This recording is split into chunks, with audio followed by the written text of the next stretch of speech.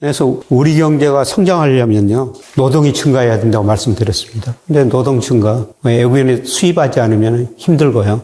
그 다음에 대기업들 자본수당 많이 축적했으니까 그렇게 늘어나지 않을 겁니다.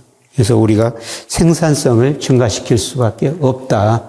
그래서 최근에 그 AI 혁명이라고 그러는데요. 아마 AI 혁명이 모든 부분의 생산성을 증가시킬 겁니다. 이런 거 AI 혁명을 잘 활용해가지고 생산성을 증가시키면 우리 성장률이 한 계단 올라설 수 있는데, 그거는 지켜볼 필요가 있습니다.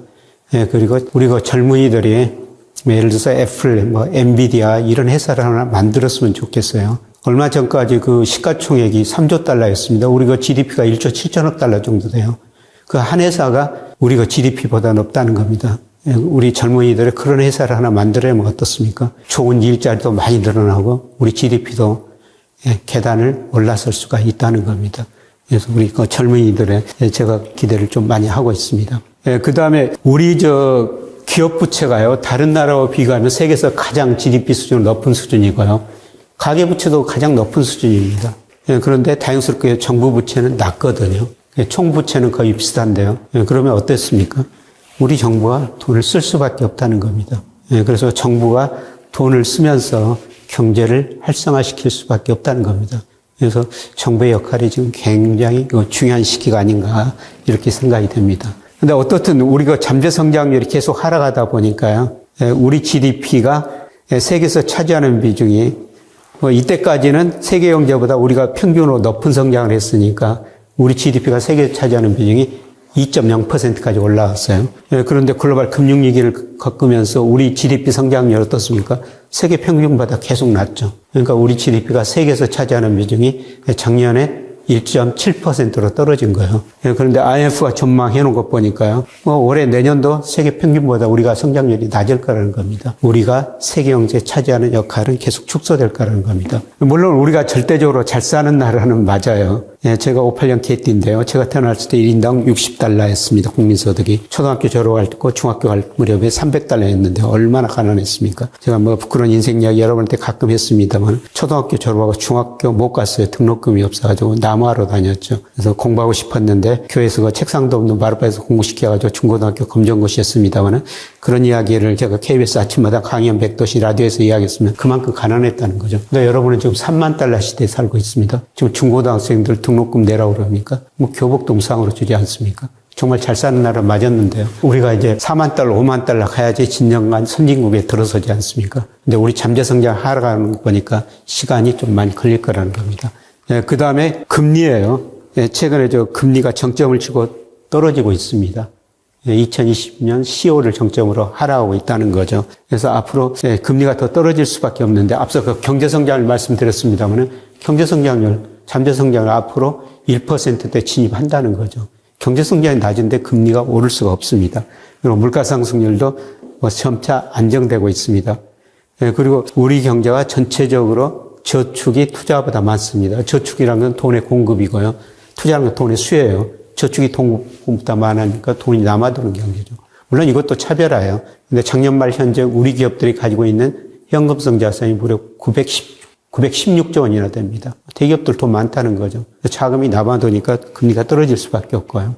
그 다음에 중요한 사례인데요. 가계라는 건 자금 잉여 주체, 기업은 자금 부족 주체라고 말씀드렸습니다. 근데 일본 기업들이 98년부터 자금 잉여 주체로 전환하는 거예요. 그러니까 기업이 어떻습니까? 금융회사에 오히려 저축한 돈이 더 많아져 버렸다는 겁니다. 그러면 가게도 좋죠, 기업도 좋죠. 은행 돈을 어디다 써야 되겠어요? 대출이 안 되니까 유가증권 투자를 할 수밖에 없죠. 주식 아니면 채권인데요. 은행 위험하다고 주식은 안 사고 일본은 이렇게 채권만 삽니다. 일본이 우리보다 경제성장이 먼저 떨어졌고, 그 다음에 저축이 투자보다 많아져 자금이 남아돈 상태에서 은행이 채권 사니까 일본 금리가 0%까지 떨어지는 거예요. 자, 우리 가계 잉여 규모 계속 늘어난다고 말씀드렸습니다. 잉여 주체로 남아있다고 말씀드렸습니다. 기업 자금 부족 규모가 커졌는데요.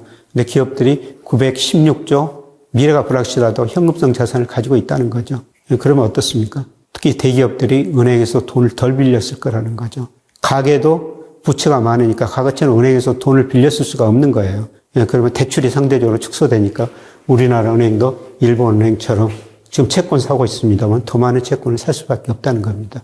그래서 금리를 결정하는 경제성장이 떨어지고 저축이 투자보다 많고 은행이 채권 사면서 금리는 하락 속도가 문제지 중장기적으로 하락할 것이다. 이렇게 볼 수가 있습니다.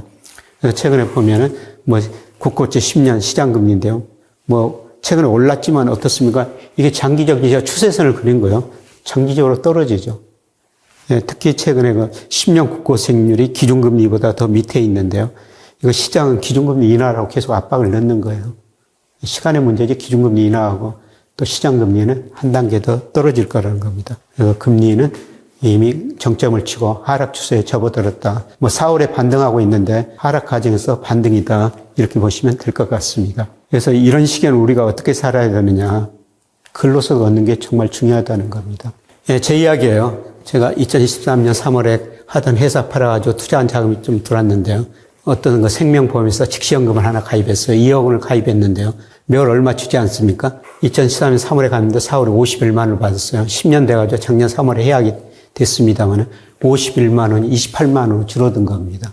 왜냐하면 보험회사는 채권 가지고 운영하는데요. 채권 수익률이 이렇게 장기적으로 하락했다는 거죠.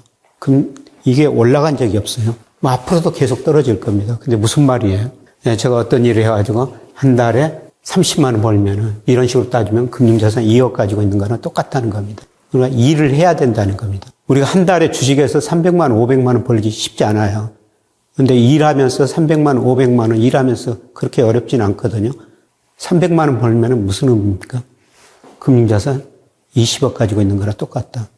500만 원 받으면 50억, 1000만 원 받으면 100억 가지고 있는 거나 똑같다는 겁니다. 그래서 이런 저성장 저금리 시대는 일하면서 근로소득 얻어야 된다는 겁니다. 일본이 우리보다 저성장 저금리 시대에 먼저 접어들었다고 말씀드렸습니다만 일본 금융그룹 한 회장 이야기예요. 일본식 저성장 저금리 시대 대처법. 불행한 일이지만 늙어 죽기 전까지 일해라. 음식 가리지 말고 아무거나 잘 먹어라. 그냥 일하면서 100세까지 일하면서 근로소득 받아야 된다는 겁니다. 건강관리 잘해야 된다는 거죠. 예, 그러기 위해서는 그냥 직을 오래오래 유지해야 되고요. 근데 직이라는 거는 언젠가는 그만둬야 돼요. 은퇴 후 남자들 나갈 사무실 적당한 용돈이 있어야 된다. 하나 업을 가져야 된다는 겁니다. 대표적으로 저는 이런 애로 제 제자 이야기하고 있어요. 모은행에서 환율이라는 업무를 담당하고 있습니다. 근데 저 야간 되고 나가지고 이론을 공부했죠. 이론하고 업무하고 접목시켜가지고 환율에 경제 99%는 환율이다. 이런 책을 썼어요. 환율이라는 업을 가져버린 거죠. 최근 환율 굉장히 불안하지 않습니까? 많은 데서 찾아요. 글 써달라, 강의해달라.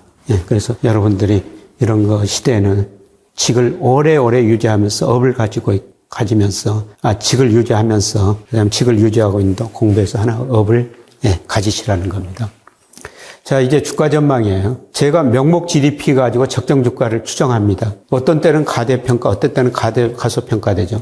제가 2001년에 지나치게 가대평가됐습니다. 이럴 때는 리스크 관리하십시오. 주식 비중 줄이십시오. 그런데 2022년 역사적으로 주가가 가장 저평가됐어요. 그래서 제가 작년부터는 계속 주식 비중을 늘리십시오. 여러분한테 이런 말씀을 드리고 있지 않습니까? 시간이 가면 여기에 접근해 간다는 거죠. 올해 명목 GDP가 4%, 이거 지나친 수치는 아닙니다. 실질 GDP 2.1, 그 다음에 나머지 물가 상승률인데요. 4% 정도로 충분히 성장합니다. 그러면 적정 주가 3,174입니다. 그 다음에 내년에도 우리 명목 GDP가 4%, 이 정도 성장할 거예요.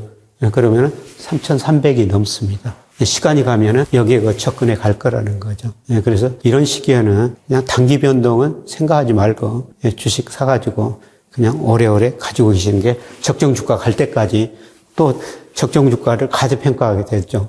그때 비중 줄이면 된다는 겁니다. 그 다음에 제가 우리 코스피 시각 정원이 M2에서 가대평가됐을 때는 제가 주식 비중 줄이라고 말씀드릴 거예요. 이럴 때 지나치게 가소평가될 때는 주식 비중 늘리라고 그러죠. 지금 유동성에 비해서 주가가 제자리 가는 그림이라는 겁니다.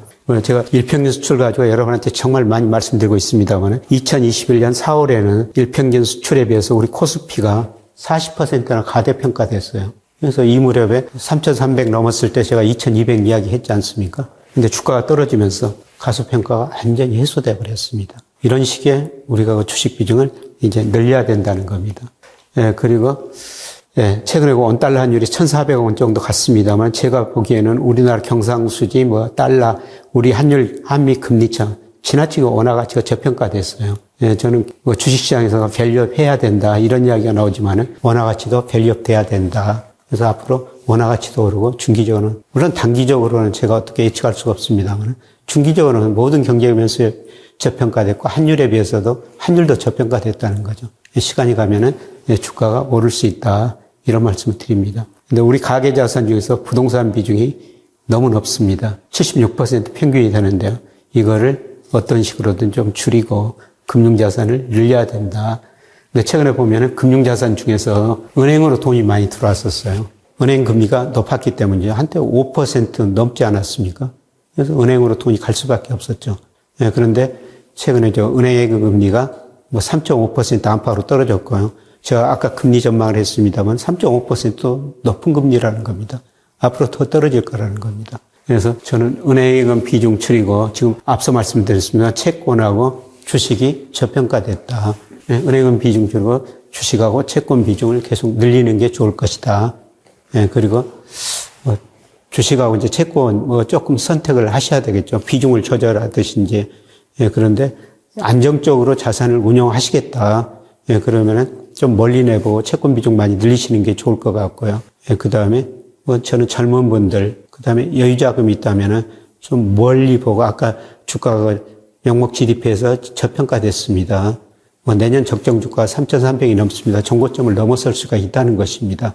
그러려면 좀 멀리 보고 주식 비중을 늘리시는 게 좋을 것 같다. 이런 말씀을 드리겠습니다. 그래서 제가 여러분이 많은 반응을 해 주셔가지고요. 제가 단기 전망에서 말씀드리고 오늘은 우리 경제의 구조적인 문제, 장기 전망, 잠재 성장이 하락한다. 이걸 어떻게 올릴 수 있는가? 그리고 이런 시대에 우리가 어떻게 대응해야 될 것인가? 이런 말씀을 드렸습니다만은 강의 내용을 요약하면요. 단기 사이클은 회복이지만 구조적으로 우리 경제가 저성장 국면에 들어섰다. 지금 잠재 성장 2%인데 머지않아 1% 초중반으로 갈 것이다. 저성장은 차별화다. 앞으로 차별화 더 심화될 것이다.